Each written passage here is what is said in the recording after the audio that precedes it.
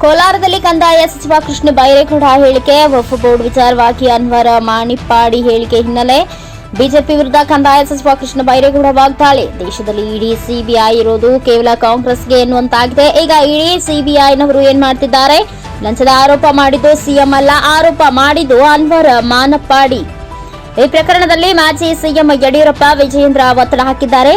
ಈಗಲೂ ಅನ್ವರ್ ಮಾನಪ್ಪಾಡಿ ಬಿಜೆಪಿಯ ಓರ್ವ ಪ್ರಮುಖ ನಾಯಕ. ಪ್ರತಿದಿನ ಸುಳ್ಳು ಆರೋಪಗಳಿಗೆ ಇಡಿ ಸಿಬಿಐ ನೋಟಿಸ್ ನೀಡ್ತಾರೆ. ಸಿಬಿಐಗೆ ಸಂವಿಧಾನ ಜವಾಬ್ದಾರಿ ಇದ್ದದ್ದೇ ತನಿಖೆ ಮಾಡಬೇಕು.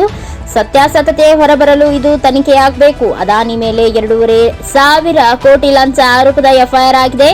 ಈ ಪ್ರಕರಣದಲ್ಲೂ ಇಡಿ ಸಿಬಿಐ ಏನು ಮಾಡದೆ ನಾಟಕ ಮಾಡ್ತಿದ್ದಾರೆ. ಕೋವಿಡ್ ಹಗರಣ ತನಿಖೆ ದ್ವೇಷ ರಾಜಕೀಯ ಎಂಬ ಜಗದೀಶ್ ಶೆಟ್ಟರ್ ಹೇಳಿಕೆ. ಮಾಜಿ ಸಿಎಂ ಜಗದೀಶ್ ಶೆಟ್ಟರ್ಗೆ ಸಚಿವ ಕೃಷ್ಣ ಬೈರೇಗೌಡ ತಿರುಗೇಟು. ಹೆಣದಲ್ಲಿ ಹಣ ಮಾಡಿದ್ದನ್ನ ಮರೆಯಬೇಕಾ?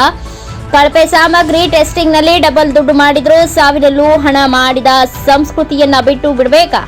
ನ್ಯಾಯಾಂಗ ತನಿಖೆಯ ವರದಿ ಆಧರಿಸಿ ಕಾನೂನು ಕ್ರಮ ಆರಂಭಿಸಿದ್ದೇವೆ. ಮಾರಕ ಕಾಯಿಲೆ ದೇಶ ಪ್ರಪಂಚವನ್ನ ಬುಡಮೇಲು ಮಾಡುವಾಗ ಅದರಲ್ಲೂ ದುಡ್ಡು ಮಾಡಿದ್ರು. ಇದು ಯಾವ ಮಾನವೀಯ ಧರ್ಮ? ಹಿಂದೂ ಧರ್ಮದ ಹೆಸರಲ್ಲಿ ಓಟು ಹಾಕಿಸಿಕೊಂಡು ಹಿಂದೂ ಧರ್ಮಕ್ಕೆ ಮಾಡಿದ ಅಪಚಾರ ಅಲ್ಲವೇ?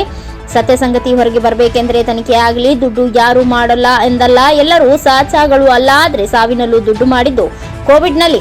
ಇದು ಜಗದೀಶ್ ಶೆಟ್ಟರ್ ಹಾಗೂ ಬಿಜೆಪಿಗೆ ತಪ್ಪು ಅನಿಸ್ಲಿಲ್ವಾ? ಮಾನವೀಯತೆ ಇದ್ದಲ್ಲೇ ದುಡ್ಡು ಮಾಡಿದ್ದಾರೆ ಎನ್ನುವ ಮನುಷ್ಯರ ಅಥವಾ ರಾಕ್ಷಸಿ ಪ್ರವೃತ್ತಿಗೆ ಸೇರಿದವರ ಎಂಬ ಬಗ್ಗೆ ತನಿಖೆ ಆಗುತ್ತಿದೆ. ಕೋಲಾರದ ಟಿ ಚೆನ್ನಯ್ಯ ರಂಗಮಂದಿರದ ಬಳಿ ಸಚಿವ ಕೃಷ್ಣ ಬೈರೇಗೌಡ ಹೇಳಿಕೆ.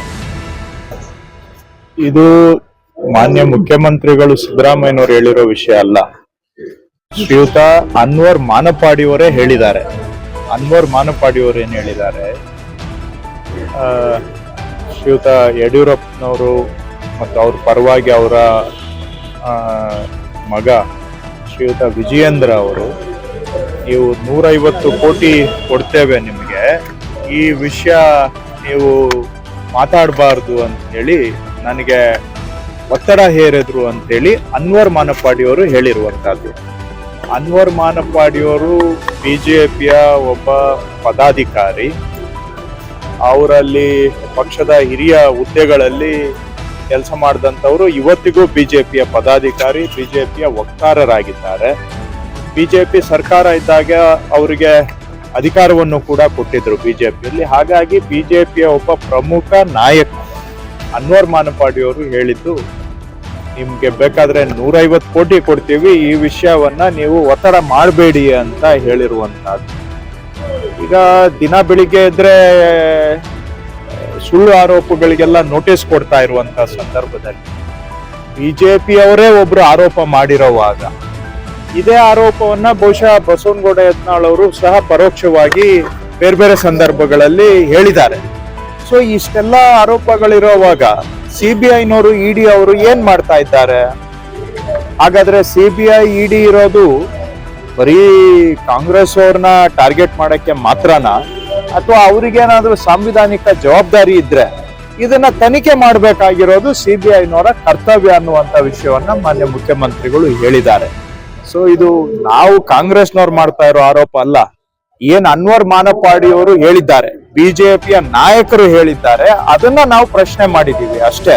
ಹಾಗಾಗಿ ಇದು ತನಿಖೆ ಆಗ್ಬೇಕು. ಸತ್ಯಾಸತ್ಯತೆ ಏನು ಅನ್ನೋದು ಜನಕ್ಕೆ ಗೊತ್ತಾಗ್ಬೇಕು. ಬಿಜೆಪಿಯ ಸದಸ್ಯರೇ ಆರೋಪ ಮಾಡ್ತಾ ಇದ್ದಾರೆ ಅಂದ್ರೆ ಅಲ್ಲಿಗೆ ಅದರಲ್ಲಿ ಸತ್ಯ ಇಲ್ಲಲ್ವಾ? ಬಿಜೆಪಿಯವರ ಮೇಲೆ ಸತ್ಯ ಇಲ್ಲದೆ ಆರೋಪ ಮಾಡ್ತಾರೆ. ಹಾಗಾದ್ರೆ ಇವೆಲ್ಲ ಪ್ರಶ್ನೆಗಳು ಉದ್ಭವಿಸ್ತವೆ. ಇದಕ್ಕೆ ಉತ್ತರ ಸಿಗ್ಬೇಕಾದ್ರೆ ಒಂದು ತನಿಖೆ ಆಗಬೇಕು ಅನ್ನೋದು ನಮ್ಮ ಎಲ್ಲರ ಆಗ್ರಹ. ಮಾಡ್ಲಿ ಬಿಡಿ, ತನಿಖೆ ಆಗ್ಲಿ. ಇವತ್ತು ಸಿಬಿಐ ತನಿಖೆ ಆಗ್ಲಿ, ಬೇರೆ ತನಿಖೆ ಆಗ್ಲಿ, ಸತ್ಯ ಏನು ಅನ್ನೋದು ಹೊರಗೆ ಬರ್ಬೇಕು. ಬಿಜೆಪಿಯವರು ದಿನ ಬೆಳಿಗ್ಗೆ ಆದ್ರೆ ಸಿಬಿಐ ತನಿಖೆ ಅಂತಾರಲ್ಲ, ಇದ್ರಲ್ಲೂ ತನಿಖೆ ಮಾಡಿಸ್ಲಿ. ಇದೊಂದೇ ಅಲ್ಲ, ಈಗ ಅದಾನಿ ಅವರು 2,500 ಕೋಟಿ ಲಂಚ ಕೊಟ್ಟಿದ್ದಾರೆ ಅಂತ ಎಫ್ಐಆರ್ ಆಗಿದೆ ಅಮೆರಿಕಾದಲ್ಲಿ ಅವ್ರ ಮೇಲೆ. ಆದ್ರೆ ಇವತ್ತಿಗೂ ಇಡಿನವರು 2,500 ಕೋಟಿ ಲಂಚ ಕೊಟ್ಟಿರೋದು ಎಫ್ಐಆರ್ ಆಗಿದ್ರು ಹೊರ ದೇಶದಲ್ಲಿ. ನಮ್ ದೇಶದಲ್ಲಿ ಏನೂ ಆಗಿಲ್ಲ ಅನ್ನೋ ತರ ನಾಟಕ ಮಾಡ್ತಾ ಇದಾರಲ್ಲ, ಅದು ಅಂತವೆಲ್ಲ ಯಾಕೆ ತನಿಖೆ ಆಗ್ಬಾರ್ದು? ಏನು ಕಾಂಗ್ರೆಸ್ ಅವ್ರಿಗೆ ಮಾತ್ರ ನೋಟಿಸು, ಕಾಂಗ್ರೆಸ್ ಅವ್ರ ಮೇಲೆ ಮಾತ್ರ ಕೇಸ ಸಿಬಿಐಗೆ, ಇಡಿನವ್ರಿಗೆ? ಇವ್ಯಾವ ಅವ್ರ ಕಣ್ಣಿಗೆ ಕಾಣೋದಿಲ್ವಾ? ಇದನ್ನೆಲ್ಲ ಯಾಕೆ ಅವ್ರು ತನಿಖೆ ಮಾಡ್ತಾ ಇಲ್ಲ? ಹೆಣದಲ್ಲಿ ಹಣ ಮಾಡಿದ್ದು ಮರ್ತು ಬಿಡ್ಬೇಕಾಗಾದ್ರೆ ಇಡೀ ರಾಜ್ಯ ಮಾತಾಡಿತ್ತು. ಹಣ ಮಾಡೋದಕ್ಕೂ ಒಂದು ಇತಿಮಿತಿ ಇರಬೇಕು. ಕೋವಿಡ್ ನಿಂದ ಹೆಣಗಳು ಬೀಳ್ತಾ ಇದ್ದಾಗ ಅದರಲ್ಲೂ ಹಣ ಮಾಡಿದ್ದಾರೆ. ಕಳಪೆ ಸಾಮಗ್ರಿಗಳು ಮತ್ತೆ ಟೆಸ್ಟಿಂಗ್ ಅಂತೇಳಿ ಒಂದಕ್ಕೆ ಡಬಲ್ ಚಾರ್ಜ್ ಮಾಡೋದು, ಒಂದಕ್ಕೆ 3ರಷ್ಟು ದುಬಾರಿ ರೇಟ್ ಕೊಟ್ಟು ಖರೀದಿ ಮಾಡಿ ಅದರಲ್ಲಿ ಭ್ರಷ್ಟಾಚಾರ. ಅಷ್ಟು ಜನ ಸಾವು ನೋವು ಅನುಭವಿಸ್ತಾ ಇದ್ದಾಗ ಸಾವುಗಳಲ್ಲೂ ಕೂಡ ಹಣ ಮಾಡುವಂತ ಈ ಸಂಸ್ಕೃತಿಯನ್ನ ಬಿಟ್ಬಿಡ್ಬೇಕಾಗಾದ್ರೆ, ಕೋವಿಡ್ ನಲ್ಲಿ 100 ಕೋಟಿ ನುಂಗಿದ್ದಾರೆ ಅಂತ ಈಗ ಒಬ್ಬ ಜಡ್ಜ್ ತನಿಖೆ ಮಾಡಿರುವ ವರದಿಯಲ್ಲಿ ಗೊತ್ತಾಗಿದೆ. ಕೋವಿಡ್ ಅಂತಹ ಭಯಾನಕ ಈ ಶತಮಾನದಲ್ಲಿ ಕಂಡು ಅರಿಯದಂತಹ ಒಂದು ಇಡೀ ಸಮಾಜವನ್ನೇ ಮುಳುಗಿಸುವಂತ ಮಾರಕ ಕಾಯಿಲೆ ನಮ್ಮ ದೇಶವನ್ನ ಪ್ರಪಂಚವನ್ನ ಬುಡಮೇಲ್ ಮಾಡ್ತಾ ಇದ್ದಾಗ ಆವತ್ತಿನ ಸರ್ಕಾರ ಅದರಲ್ಲೂ ಕೂಡ ದುಡ್ಡು ಮಾಡಕ್ಕೆ ನಿಂತಿದ್ರಲ್ಲ, ಇದು ಯಾವ ಮಾನವೀಯ ಧರ್ಮನ? ಹಿಂದೂ ಧರ್ಮದ ಹೆಸರು ಹೇಳ್ಕೊಂಡು ಓಟ್ ಹಾಕ್ಸ್ಕೊಳ್ಳೋರು, ಇದು ಹಿಂದೂ ಧರ್ಮಕ್ಕೆ ಮಾಡಿದಂತ ಅಪಚಾರ ಅಲ್ವಾ?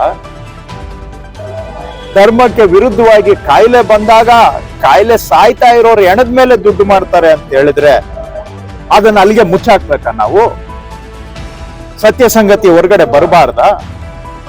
ಹಾಗಾದ್ರೆ ಜನ ಸತ್ರು ಪರವಾಗಿಲ್ಲ, ಅದರಲ್ಲೂ ದುಡ್ಡು ಮಾಡಿದ್ರು ಕೂಡ ಸುಮ್ಮನೆ ಇರಬೇಕು.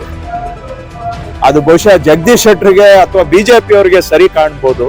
ಆದ್ರೆ ಇವತ್ತು ದುಡ್ಡು ಯಾರು ಮಾಡೋದೇ ಇಲ್ಲ, ಎಲ್ಲ ಸಾಚ ಅಂತ ಅಲ್ಲ. ಆದ್ರೆ ಏನೋ ಒಂದು ಇಂತಹ ಪಿಡುಗು ಇಡೀ ಪ್ರಪಂಚವನ್ನ ಅಲ್ಲೋಲ ಕಲ್ಲೋಲ ಮಾಡಿದ್ದಂತಹ ಒಂದು ಕಾಯಿಲೆ ಬಂದಾಗ್ಲೂ ನಿಮ್ಗೆ ಕನಿಷ್ಠ ಮಾನವೀಯತೆ ಇಲ್ಲದೆ ಅದರಲ್ಲೂ ಕೂಡ ದುಡ್ಡು ಮಾಡ್ತಾರೆ ಅಂದ್ರೆ ಇವರು ಮನುಷ್ಯರ ರಾಕ್ಷಸರ? ಇವರು ಯಾವ ಪ್ರವೃತ್ತಿಗೆ, ರಾಕ್ಷಸೀಯ ಪ್ರವೃತ್ತಿಗೆ ಸೇರಿದವರ ಇವರು? ಅದನ್ನ ತನಿಖೆ ಮಾಡ್ತಾ ಇದ್ದೇವೆ. ಅದಕ್ಕೆ ನೀವು ದ್ವೇಷ ಅಂತ ಕರಿತೀರೋ ಅಥವಾ ಅಮಾನವೀಯ ಕೃತ್ಯಕ್ಕೆ ತಕ್ಕ ಒಂದು ಏನು ಪ್ರಕ್ರಿಯೆ